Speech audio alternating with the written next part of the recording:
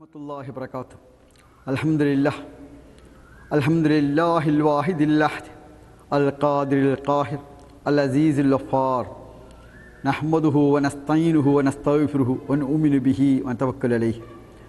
Allahumma salli ala sayyidina Muhammadin wa ala alihi wa ashabihi ajma'in. Wa ma tawfiqi illa billah. Alayhi tawakkaltu wa ilayhi unib. Rabbi shrah li sadri wa yassir li amri wahlul 'uqdatam min lisani yafqahu qawli. ആദരണീയരായ സഹോദരന്മാരെ, സർവശക്തനായ അല്ലാഹു സുബ്ഹാനഹു വ തആല നമ്മെ ഏവരെയും സദാ അനുഗ്രഹിക്കുമാറാവട്ടെ.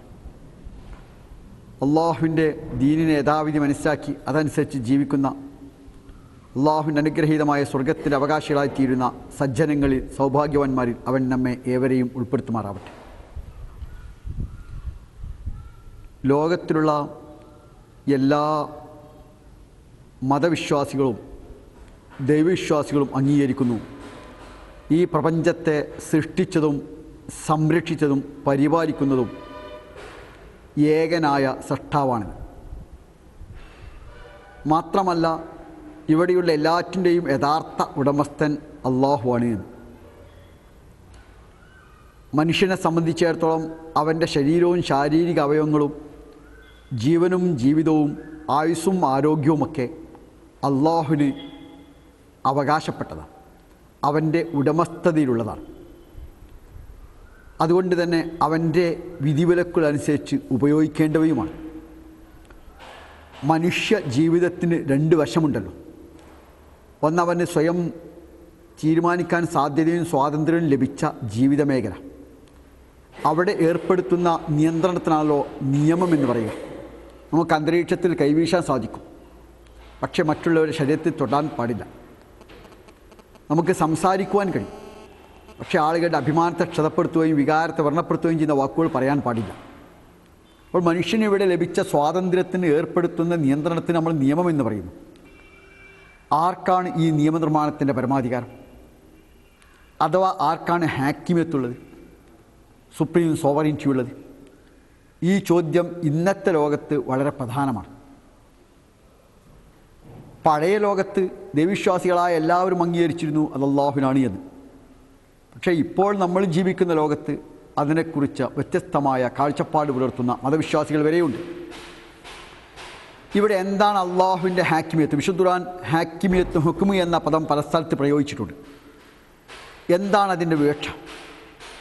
ജമാഅത്ത് വിമർശകരായ സഹോദരന്മാർ പറയാറുണ്ട്, പ്രപഞ്ച നിയമം നിർമ്മിക്കാനുള്ള അധികാരമാണ് അള്ളാഹുവിന്. അഥവാ അവൻ പ്രപഞ്ച വിധികർത്താവാണ്. അള്ളാഹു ഹാക്കിമാണ് എന്ന് പറഞ്ഞാൽ, അള്ളാഹു വിധികർത്താവാണ് എന്ന് പറഞ്ഞാൽ, അള്ളാഹുവിനാണ് വിധിക്കുള്ള അധികാരം എന്ന് പറഞ്ഞാൽ അത് പ്രപഞ്ച വിധിക്കുള്ള അധികാരമാണ് എന്ന് പറയാറുണ്ട്. യഥാർത്ഥത്തിൽ ഇത് അർത്ഥശൂന്യമായ ഒരു കാര്യമാണ്. കാരണം പ്രപഞ്ചത്തിലെ കാര്യങ്ങൾ, സൂര്യൻ ഉദിപ്പിക്കുന്നത്, അസ്തമിപ്പിക്കുന്നത്, മഴ പെയ്യിക്കുന്നത്, കാറ്റും മഴയും ഇടിയും മിന്നലും ഉണ്ടാവുന്നത്, അതൊന്നും അള്ളാഹുവിൻ്റെ ഭാഗത്തു നിന്നല്ല എന്ന് വിശ്വസിക്കുന്ന ഒരു ദൈവവിശ്വാസി ലോകത്തില്ല. അതെല്ലാം അള്ളാഹുവിൻ്റെ നിശ്ചയപ്രകാരമാണ്, വിധിപ്രകാരമാണെന്ന് എല്ലാവരും അംഗീകരിക്കുന്നു. മക്കയിലെ മുശ്രിക്കുകൾ പോലും അത് അംഗീകരിച്ചു. വലയിൻ സാൽതുഹും മൻ ഖലഖസ് സമാവാതി വൽ അർള വസഖറ അശ്-ശംസ വൽ ഖമറ ലയഖൂലുന്നല്ലാഹ് ഫന്നാ യുഫകൂൻ. നീ അവരോട് ചോദിച്ചാൽ, ആരാണ് ആകാശഭൂമികളെ സൃഷ്ടിച്ചത്, ആരാണ് സൂര്യചന്ദ്രന്മാരെ കീഴ്പ്പെടുത്തിയത് എന്ന് ചോദിച്ചാൽ അവർ പറയും അള്ളാഹു എന്ന്. അതുപോലെ വലയിൻ സാൽതുഹും മൻ നസ്സല മിനസ് സമാഇ മാഅൻ ഫഅഹ്യാ ബിഹിൽ അർള ബഅദ മൗതിഹാ മിൻ ബഅദി മൗതിഹാ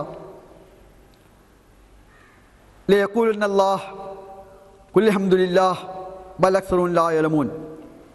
വലയിൻ സഅൽതുഹും മൻ നസ്സല മിനസ് സമാഇ മാഅൻ, ആകാശത്ത് നിന്ന് ആരാണ് മഴ വർഷിപ്പിക്കുന്നത് എന്ന് ചോദിച്ചാൽ ഫഅഹ്യാ ബിഹിൽ അർള മിൻ ബഅദി മൗതിഹാ, ഭൂമിയെ അതിൻ്റെ നിർജീവാവസ്ഥയ്ക്ക് ശേഷം ആരാണ് ജീവിപ്പിക്കുന്നതെന്ന് ചോദിച്ചാൽ ലയഖൂലുന്നല്ലാഹ്, മക്കയിലെ മുശ്രിക്കുകളായ ആളുകളും പറയുമായിരുന്നു അള്ളാഹു എന്ന്. അതിനാൽ ഖുൽ ഹംദുലില്ലാഹ്, സർവസ്തുതിയും അള്ളാഹുവിനാണെന്ന് നീ പറയുക. ബൽ അക്സറുഹും ലാ യഅലമൂൻ, പക്ഷെ അവർ അധിക പേരും അറിയാത്തവരാണ്. അപ്പോൾ തർക്കമുള്ളൊരു കാര്യമല്ല മതവിശ്വാസികൾക്കിടയിൽ, ദൈവവിശ്വാസികൾക്കിടയിൽ ഈ പ്രപഞ്ചഭരണം നടത്തുന്നത് അള്ളാഹുവാണ്. അതുപോലെ പരലോകത്തെ സ്വർഗനരകം നിശ്ചയിക്കുന്ന അള്ളാഹുവാണിന്ന് മതവിശ്വാസികളായ ആളുകൾക്കിടയിൽ ഒരിക്കലും അഭിപ്രായ വ്യത്യാസമില്ല. പിന്നെ എന്താണ് യഥാർത്ഥത്തിൽ ചോദ്യം ചെയ്യപ്പെടുന്ന പരമാധികാരം? അതെങ്ങനെയാണ് സംഭവിച്ചത്? നമുക്ക് ഒക്കെ അറിയാവുന്ന പോലെ പാശ്ചാത്യ ലോകത്ത് മതവും ശാസ്ത്രവും തമ്മിൽ അഭിപ്രായ വ്യത്യാസമുണ്ട്. മതവും ഭൗതികതയും തമ്മിൽ ഏറ്റുമുട്ടി.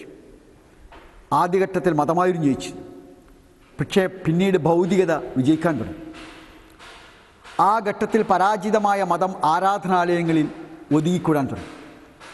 ആ പരാജിതമായ മതം ആരാധനാലയങ്ങളിൽ ഒതുക്കിക്കൂടിയപ്പോൾ ജീവിതത്തിൻ്റെ സുപ്രധാനമായ മേഖലകൾ ഭൗതികവാദികളും മതവിരുദ്ധരുമായ ആളുകൾ കയ്യേൽക്കുകയുണ്ടായി.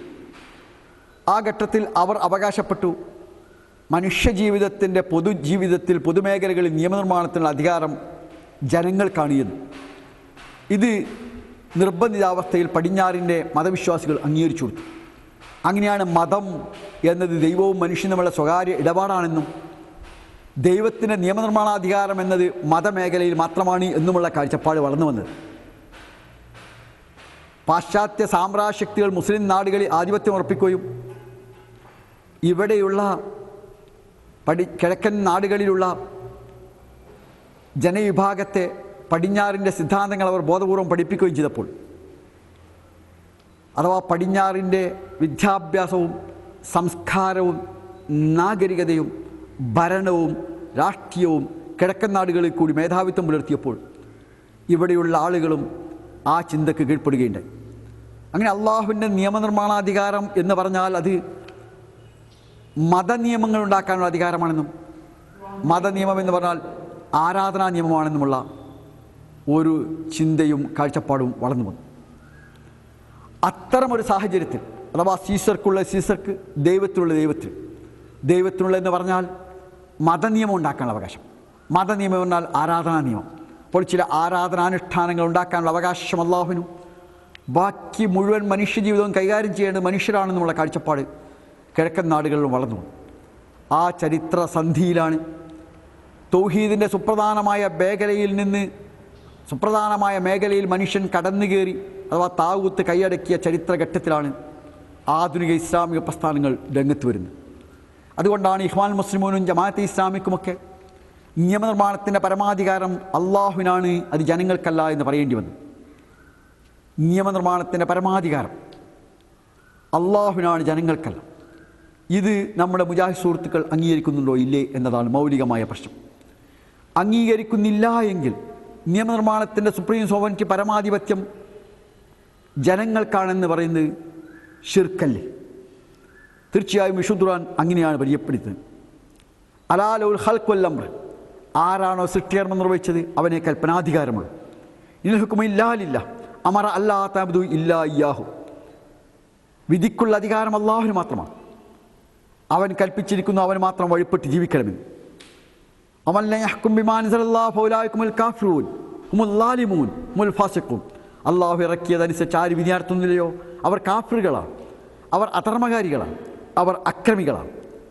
ജനങ്ങളോട് ചോദിക്കുന്നു, അഹ്കുമൽ ജാഹിലിയ്യത്തി യബൂൻ, അനിസ്ലാമികമായ ഹുക്കുമാണോ വിധിയാണോ ജനങ്ങൾ ആഗ്രഹിക്കുന്നത് എന്ന്. അഥവാ യഥാർത്ഥത്തിൽ അള്ളാഹുവിൻ്റെ വിധിക്കെതിരെയുള്ള വിധി നടത്തുന്നവർ താവൂത്തുകളാണ്, അത്തരം നിയമങ്ങൾ ഉണ്ടാക്കുന്നവർ താവൂത്തുകളാണ്. അതുകൊണ്ടാണ് ഷെയ്ഖ് മുഹമ്മദ് ബിൻ അബ്ദുൽ വഹാബ് വളരെ വ്യക്തമായ ഭാഷയിൽ ഇക്കാര്യം പറഞ്ഞിട്ടുണ്ട്. അദ്ദേഹം തൻ്റെ മജ്മുഅത്തു തൗഹീദ് നജ്ദിയയിൽ പറഞ്ഞു, അത്തവാഗീത്തു കസീറുന, താഗൂത്തുകൾ വളരെ കൂടുതലുണ്ട്. ഒരു ഊസവും ഹംസ, പക്ഷേ അവരുടെ നേതാക്കൾ 5 എണ്ണമാണ്. ആ 5 നേതാക്കൾ രണ്ടാമത്തേതായി പറഞ്ഞു അഹ്കാമുൽ ജാഹിറുൽ മുഗയ്യിർ അഹ്കാമില്ല, അള്ളാഹുവിൻ്റെ വിധിവിലക്കുകളെ മാറ്റിമറിക്കുന്ന ഭരണാധികാരി എന്ന്. മൂന്നാമത്തേതായി പറഞ്ഞു അള്ളാഹുവിൻ്റെ വിധി അനുസരിച്ച് വിധിക്കാത്തവരും. അതിനാൽ വിധിക്കുള്ള അധികാരം അള്ളാഹുവിനാണ്. ഇത് സംശയരഹിതമായ കാര്യമാണ്. പക്ഷേ ഇതിനെയാണ് നിർഭാഗ്യവശാൽ നമ്മുടെ മുജാഹിദ് സുഹൃത്തുക്കൾ അംഗീകരിക്കാതെ പോകുന്നത്. അവർ അള്ളാഹുവിൻ്റെ നിയമനിർമ്മാണത്തിൻ്റെ പരമാധിപത്യത്തെ